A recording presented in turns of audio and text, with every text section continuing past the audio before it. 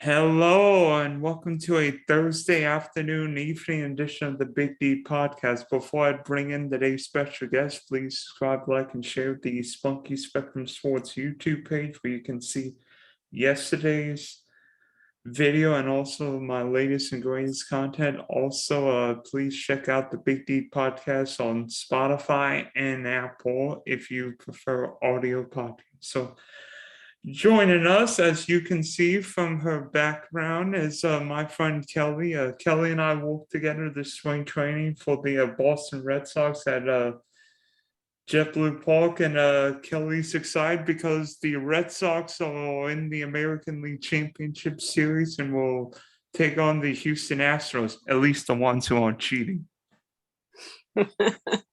I'm sure the media was pretty excited about the two teams meeting each other because they'll be able to talk endlessly about that whole fiasco and Cora and everything else. I'm just saying, who wasn't cheating back in those days?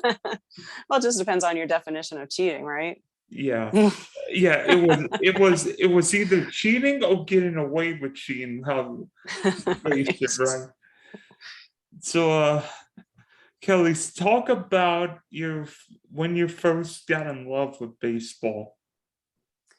Well, that's a good question because unlike a lot of us, I did not grow up with baseball. Living in Florida, it was all football, and there's spring training, but baseball wasn't real big, at least not in my household. And we had some Cubs fans in the family. And then later on, when I was in high school, we had some people that we were close with that were from Boston area and got to know some of them. And my mom's company, Ted Williams, was their spokesperson when they were doing the real estate deals in Central Florida. So I got to meet him a few times, and more I started to become a fan. Although that was back before we had, we didn't have TV subscriptions to baseball and internet and all that stuff. So it wasn't as easy to follow teams that were far away either. But anyway, that's kind of where it started. And of course, spring training being here. And when I moved to Fort Myers about 20 years ago, they were here. So I started following them more. And as you mentioned, now I'm working there in the spring and go to Boston. We've been going to Boston every summer for a couple games. Last year, we went to 4 games in Boston. We saw them in St. Pete the other night, Friday night, when it was 14-6. So my we're all fans. Yeah, was it hard? Because until 93 was the first year that Florida actually got a Major League Baseball team with the then Florida Marlins. But was it hard being a baseball fan, but not having a team here and not knowing exactly what was happening with the sport? Yeah, I don't know if you could say it was hard because that's just how it was. So you didn't know any different. It's not like now if someone took it all away from you, you wouldn't know what to do with yourself. Back then, it was just like you cheered for them if they happened to get a Sunday night game and that was on television. And, if you saw the box score in the paper, you'd look and see what was going on. But you were accustomed to not having constant information about it. So it wasn't like as if now if someone took it from you. But so you just kind of got what you could and lived with that. Did you have a favorite player back in many years ago? Did you have a favorite player you followed? No, I wouldn't say that I did. Like I said, I wasn't able to follow it that closely. And the one that I had met was obviously Ted Williams, who was retired. So he was always my favorite from the get-go, even though I never saw him play because he retired before my time. But I don't know that I had one favorite in those 80s years. Maybe in like the 2000s, did you have one, whether you played for the Red Sox or not? Trying to think of what years. I also follow the Cubs a lot, so we had a lot of Cubs favorites too. I mean, that Sammy Sosa was a big favorite a long time ago, and Kerry Wood. And then of course John Lester came along a little bit later for the Red Sox and eventually the Cubs. Talking about a lot of pitchers here, I think. Well, 2 pitchers. I don't know. I can't even think of what year was what now. It all kind of blends together. I can think of 98 as being special with Kerry Wood and Sammy Sosa because Right, Wood's right, 20 strikeouts against the Astros, and of course right. That Sosa was like in and April of 2000 of 98, right? Something like that. then Sosa and Mark McGwire with the big home run chase. Right. That was the So, big news. so when you first started following the Red Sox in spring training, A, how excited were you that you actually could see a team in person, and B, did it just like increase your baseball enthusiasm? Yeah, being able to see them in person in the spring, even if it's just in the spring, it really does make it more exciting when you see them on TV, because you remember, and especially some of them that you only saw in spring training for maybe a year or maybe 2 or 3 years. You saw them every spring training, but they didn't quite make the team in the regular season. And then when they do, it's so exciting to see them. Oh, I've been watching him in spring training every year. I've been waiting for him to make it, and here he is. So that makes it kind of fun too, seeing those guys. But yes, seeing people that you get to see every spring, it's always exciting that way. And so how much fun was it to start working for the Red Sox in spring training? That was pretty cool. It's pretty cool to just be there, even in a small kind of a small role and part-time and just in the spring. But yeah, it's pretty awesome to be on the team in some way anyway. I'll just say, I think I'm a little jealous because you actually, before this year, you actually got to walk in the monster. Yeah, as far as I know, I'm going to be back there this next spring. So I'm looking forward to that. That is, a lot of people ask me how the heck I got that job. I just happened to be around when they were looking for somebody. I was doing a different job at the stadium and they were looking for people. And I said, the scoreboard? Yeah, I'll do that. And so this was my 5th year. Well, I didn't do the Green Monster this year. As you said, we were up in the control room, but so I guess I did it for 4 years and hopefully go back to that next year. The virus kind of messed that up this year, changed things a little bit, but it's pretty exciting. And it's just very unique to be out there in left field on your own with all the fans screaming and kind of have my own little private spot there. It's really cool. I've got a question. Tell us about like manning the Green Monsters scoreboard, because to me, I would think that's the coolest job at spring training. B, I bet you if you got one of those warm late winter, early spring days, you would like, can I have a water or an AC? It does get a little warm out there with that metal wall and the warning track generating all that heat. But it is, when we go inside, we do have air conditioning and we have plenty of water. So we're, it's hot when you go out, but we're taken care of in there. We're pretty comfortable. You're running, so that's hot. But yeah, a lot of people say, how'd you get that job? But some people say, ew, how'd you get that job? Not everybody thinks it's the greatest idea because of the heat, but that might be we love it anyway. That might be the job right up my alley. Being a runner, I'm not sure you can see the medals behind me. Yeah, I do. I know you're a runner. This is more of a sprint than a 5K, but yeah, you could do it. I'll do it all day. Yeah, and so in this past spring training, Kelly and I won the control booth. She was doing the keeping track of scores and lines, which in the middle of a game when you see the lines, when you see the substitutions, can be the most annoying thing in spring training. Like, where's this guy playing? Where's this guy playing? Some of them aren't even on the roster, or sometimes you have multiple people wearing the same jersey number, so you really can't figure out who they are. Yeah, 92's challenging. Like 92's playing here, 94's playing here. We're gonna put you here. Yeah, it's like those preseason games in the NFL with college football, where you've got 2 number 8s playing somewhere. Yeah, I don't like it when football started letting them have 2 people with the same jersey number. That bothers me still. It's hard enough in spring. I was just saying from spring training, do you remember a couple guys who you thought would have made impact? A couple younger guys would have made younger impact, a good impact with the Red Sox? Well, I know there were a couple this year that I know we rooted on together. Bobby Dahlbeck, of course, was one of them, and he has made somewhat of an impact. He's played a lot, and I don't know his RBI number off the top of my head, but the other one that I really liked this spring was Jaron Duran, and he's had a couple pinch moments for the club, but he's been in the minors most of the time. But I'm sure he'll be back. Well, hey, Jaron Duran represented. I think he represented Team USA at the Olympics. Yeah, he could probably be a trackster as well. Yeah, he could compete against the sprinters in the 100-meter dash. When we were at Fenway, he had an inside the park home run, although it was called back because they said that the outfielder fumbled it, so they ended up making it a triple on an error and a home run on an error. Oh, wait a minute! They actually the umps called him. He outfielder fumbled the ball. Wait a minute! What the 100 runs was going on here? No, I don't think they actually called it a fumble. But when the outfielder made the play, he kind of took him a second to get it in his glove or get it out of his glove. I don't even know exactly now, but they gave him only a triple instead of an inside the park home run, even though he did score on it.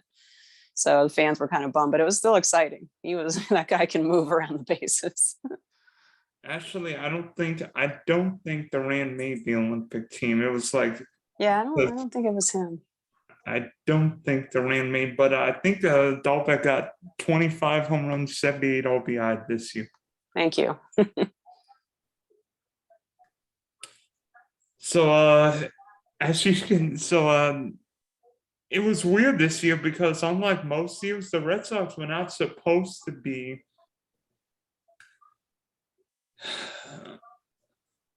a playoff team. I mean, I heard a lot of people saying the Red Sox be lucky to win 75, 80 games this year, but yet I knew from spring training onward this team could hit. The question was, would they get started pitching? And that remains a question because even our best, as they call them, aces, have their nights where they're not exactly aces, as we saw on Friday night. Yeah. Chris Sale going an inning. But that's the beauty of a series. If you can have a bad night here and there, but as long as you win 4 of them out of 7, you're golden.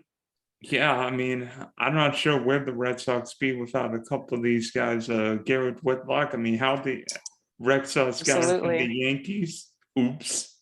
Whoops. And then the 2 secret weapons out of the bullpen, Nick Pivetta and Tanner Houck, have been. Boy, they've been fun to watch. Nick was on his game on Sunday, wasn't he? He was having a good time. Yeah. I wonder if he drank a couple of Dunkin' Donuts before the game. Maybe that's what it was. It's either Dunkin' Donuts or Red Bull, one of the two. Maybe both. So when you were at Tropicana Field for Game 2 of the ALDS on Friday, A, how loud it was, and B, did it feel like a playoff game? Because last year's postseason just felt weird with no fans in California and few fans. The LCS and World Series in Arlington, Texas. Yeah, and I didn't go to any games last year. I really didn't feel like it would feel fun. Well, yeah, we couldn't go to any games last year. Yeah, right. You couldn't, but even if you wanted to, like even football last year, I didn't even try to go. But yeah, the other night, even though it was at the Rays, which traditionally does not draw many people, the announced attendance was about 37,000 something, which is a lot for them. And of course, a lot of them were Red Sox fans.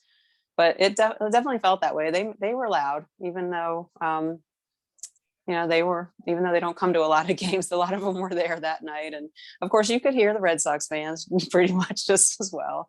And we got a special, if you want to call it a special tour of the upper decks, because the upper decks, they usually don't even open because they don't have enough fans coming. So they usually don't even allow people up there. So, but yeah, it was good. It was 37 something thousand people, and a lot of them started leaving after the 8th or so inning.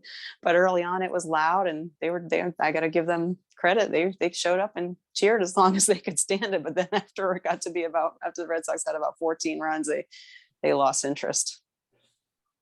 Yeah, I mean, I can remember being in St. Pete for Game 3 of the 2013 ALDS, and that was the loudest stadium I've ever experienced. And I guess having a roof makes it louder, doesn't it? I've been in some loud stadiums. I've been in Tampa. I was at the Swampville football game. Been in Miami for a couple college football playoff games, and the drop that night was the loudest stadium I've ever heard.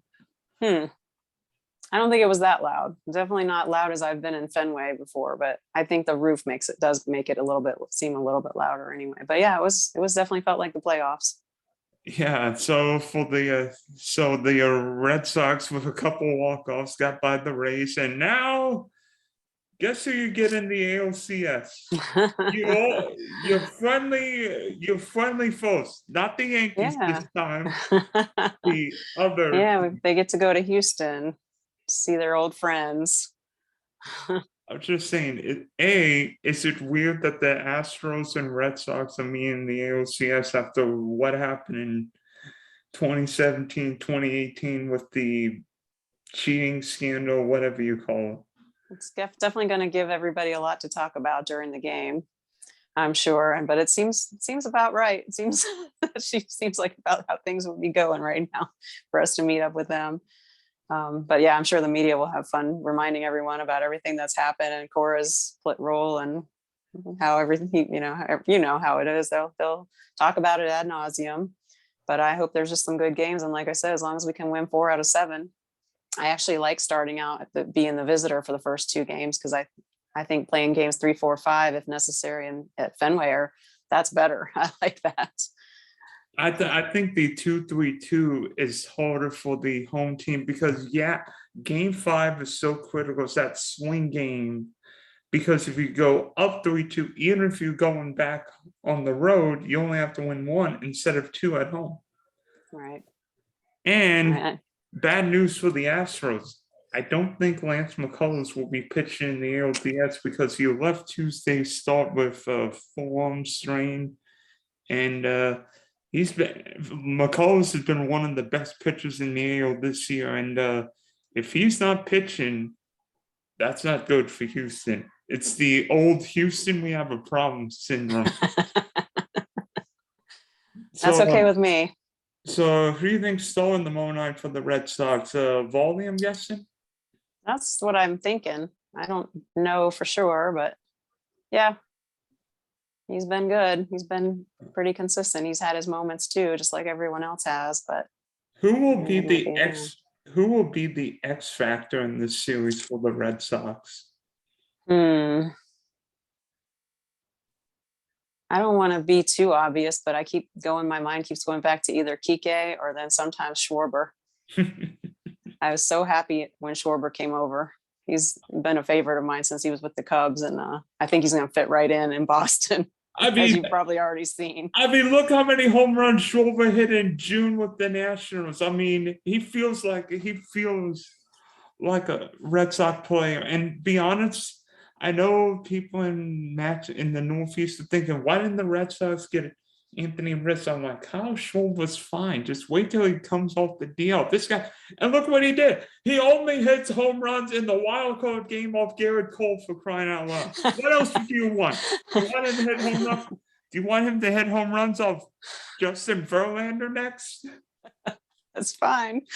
It's no Garrett Cole, but that's fine. You probably saw them. They kept running the play where he hit one against Garrett Cole against the Pittsburgh Pirates back in 2015, and they kept showing that one all day. And wouldn't you know it when he faced him that night? And that ball's still flying, still swimming the Allegheny River. And it went about to the same place. It went like to middle, in between, like right field and center field, somewhere out in that way, out towards the bleachers, and as it did in Pittsburgh. So it was just like, yep, Schwarber's here. He's doing what Schwarber does. Yeah, hit home runs in October. What else do you want? So he was aiming for the Allegheny. We weren't on the Allegheny, but that was fine. Trying to think, like, what's the closest river to Fenway, or the closest body of water? The dirty water, the Charles River, but it's not quite the right direction where he hit it. But anyway, close enough.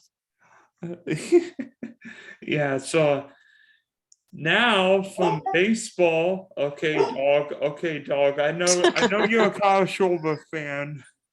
He does like Kyle Schwarber. Yeah. Although he prefers tennis balls to baseballs. Okay, from tennis. Okay, from baseball to college football. Now we're talking about Kelly's. I don't know if we won first favorite or 1A favorite with her Florida Gator football team because I mean I know this year that Kentucky game didn't go well, but it seems like Florida's got something going with Dan Mullen. I was really happy with that hire. I've always liked him since he was with us back in the day, and really, really happy that they hired him. And I know he's got such a good rapport with the players and the coaching staff, and they have a lot of talent. There's still some work to do and some inconsistencies, and you've seen all the penalties and things like that have happened, and so they got a lot of cleaning up to do. And yes, the Kentucky game was a nightmare, but I don't know. I see a lot of brightness in the future there too. The one thing I've seen with Dan Mullen, whether he was an OC at Florida, a head coach in Mississippi State, or a head coach in Florida, is he can make something out of his quarterbacks. Because you look at what he did in Southfield, he made Dak Prescott a great quarterback. He made Nick, who's the other one? Nick Fitzgerald into a serviceable quarterback in college. And then whether it was Felipe Franks or Kyle Trask, he made them work. And now Emory Jones feels like a Dan Mullen quarterback with that dual threat ability. Kyle Trask put up gaudy numbers last year, but he never felt like a Dan Mullen dual threat quarterback. Emory Jones feels like a dual threat quarterback. Yeah, I forget his numbers. We were there at the game on Saturday, and I know he had several rushes. He must have rushed for 40 or 50 yards or something on Saturday. So you never know what he's going to do. So that gives them something else they have to think about, not just his arm, but he could squirt right through them somewhere and get a few yards with his feet too. So that's always exciting. Plus, if you look at it, I think the next Florida quarterback, what's his name? Anthony Richardson. Yeah. Seems really good. It seems like a really confident passer. And he's a bruiser too. He can run it a little bit too if he has to. He's not afraid to run it. You've seen him vault over a couple of people running and things like that. So he's definitely got some talent to do whatever it takes. And a lot of people have been kind of, you've seen it, I'm sure, kind of wondering why he hasn't been playing more, but I think he's just a little raw still, and he'll come along. And he's young, so he's got plenty of time. There's no need to rush it. I think everybody sees these freshman quarterbacks playing well, whether it be or young quarterbacks playing well, whether it be C.J. Stroud, Ohio State, Bryce Young, Alabama, or that kid who made the great comeback in the Red River Showdown against Texas for you, and may think, you know what, if these guys can play, why can't all quarterback play? But some guys come around quickly, and some guys don't take a little longer. And plus, if you've got a serviceable quarterback, right, there, and they don't necessarily have someone else to lean on. Yeah, and I would say Jones is a serviceable quarterback. I mean, he played really well against Alabama, just ran out of time in that game. Yeah, unfortunately. Yeah, so this week, Florida makes a trip to Death Valley and faces LSU. Yeah, talk about a team that needs a win. LSU needs a win, otherwise Coach O might be on the hot seat. Wait, he is on the hot seat. So you think Florida can win in Death Valley on Saturday afternoon? I think they can. I know that's a loud place. I've been there a number of times. Sorry about the dog. It's a challenging place to play and even to be a fan sometimes. But yeah, I know we can, and we obviously have under those circumstances, even with not necessarily our best teams going in the years past. And the only thing is that they do have something to prove, and they probably have a chip on their shoulder because they do need a win, and Coach O needs a win. So it'll be a big game. I'm looking forward to it, but I think we can do it. We need to. Yeah, you need to stay in the SC race because the Georgia-Kentucky winner is going to be at least Yeah, one, if not a couple games ahead of you, because if Kentucky beats you, the SC East race might be over on Saturday. that's the problem. Yes. Be Uh, great by if the way, Kentucky. by the way, have you seen the line for that game? I think Georgia's like a 23-point favorite in that game. Yeah, something like that. Yeah. I mean, this is a crazy year in SC. I mean, Texas A&M beat Alabama on Saturday as like an 18-point dog. That was exciting. You know what would be even crazier? How about Kentucky beat Georgia as a 23? That would be exciting. Of course, then we'd never eclipse Kentucky in the SEC East because then they'd have 2 wins in the East. So we'd definitely be done there, but it'd still be fun. Yeah, just make the cocktail party irrelevant. Right. Yeah, do you even still call it the cock because it used to be the world's largest outdoor cocktail party, and now it's just the Florida Georgia game. I'm like, Yeah.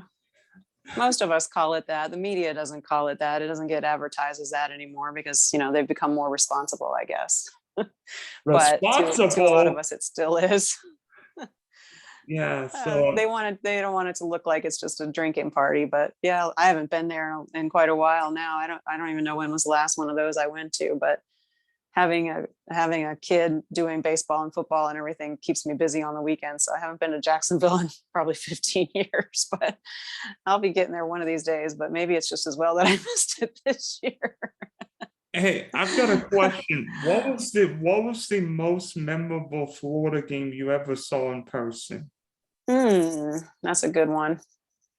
I would say, well, obviously winning a national championship is exciting. I did go to the national championship against Oklahoma in Miami.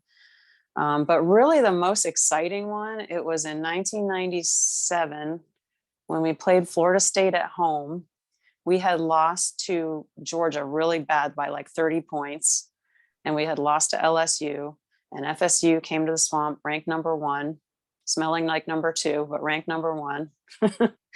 And we beat them 32-29. And the Swamp, I always tell people to this day that I've never been in an earthquake, but that's the closest thing I would imagine what it feels like to be in an earthquake was the Swamp that day, us beating number 1 Florida State after those terrible hard losses that we had taken, and beating them at home in a 32-29 game was exciting.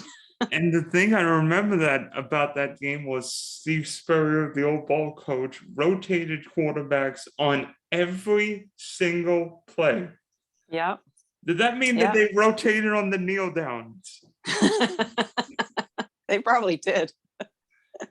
Yeah, you kneel on first down, you kneel on second down. And one of our defensive backs came up with it was Thaddeus Bullard, I think, that came up with a huge interception very close to the end of the game, and just some big plays like that. There was Terry Jackson, I think, had a huge game, and Quez Green, I think, had a big catch and run, and just there were some really big moments that really turned the game that just made it so exciting. Could have gone either way that game. Yeah, and it also knocked Florida State out of the national championship where Tennessee and Nebraska played each other. Yeah, Peyton Manning couldn't beat Florida, but he almost won a national championship. Right. Yeah, he never did that. Poor guy. Okay, so now with some of my guests, I like having a trivia question. So, Kelly, you might remember this guy, and knowing your baseball and Gator etiquette, I think you remember this. What former Florida Gator pitcher played on the 2018 World Championship Red Sox team?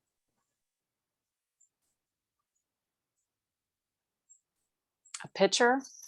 I'll give you a hint. He was a first-round pitcher.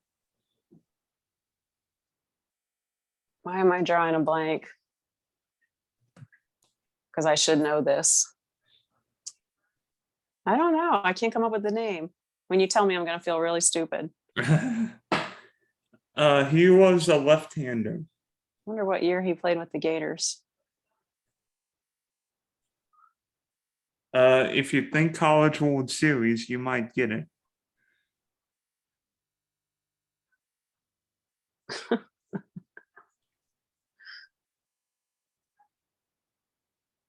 ironically too, a couple of days ago, we were looking at the roster from 2018 and I just can't come up with it. Do you want me to tell you? My son has a shirt with the roster on it. And we were looking at it and we counted how many people were still here. And I think it was like 4 pitchers and 3 other players.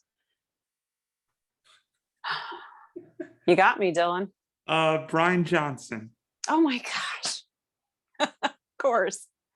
I don't know how I could forget that. I liked him too. Yeah, and it seems like such a long time that he hasn't been with us, but I really, think he was like a two-way play. He was like a two-way player in college because I remember like DH and came in late in games. Yeah. Brian Johnson, number 61. Yeah. Geez. It seems like it's been so long since he's been on the team, but yeah, I know he was there in like 18, 19. How could I forget that? You got me. Sorry, the trivia guru stumps and better luck next time. So if you had to choose between a Red Sox World Series or Florida National Championship game happening same place, well, not same place, same time, where would you go? Oh, like if I had to pick one to go to? Yeah. I'd probably have to go to the Gators. I don't know. That'd be a tough one. I don't think that'll ever happen, so I'm not going to worry about it too much. Unless they play the World Series in January. Right? Unless we'd all be, that would be bad news if that happened. Yeah, something would be wrong if that happened. Yeah, well, where would they play the World Series in? They could only play that in like Miami. That would be Miami. Tampa. What's the Ranger? The 2 Texas stadiums for like Phoenix. Yeah, Phoenix. Yeah, Phoenix or Texas. Yeah. Yeah. How about Marlins Park in the morning and well, Miller Park has a roof. Miller in Seattle has a roof too. So yeah, I don't know, somewhere where the roof would be okay, but it still wouldn't be fun. You're not going to have a you wouldn't play a January World Series game in Milwaukee. No, it'd still be very cold, roof or no roof. Yeah, that might be that'd be weird. Yeah. So thanks for hopping on. We wish you the Red Sox well in their quest for the AL pennant and your Gators well on Saturday. I'm sure you will be busy. Thanks, Dylan. Nice talking to you.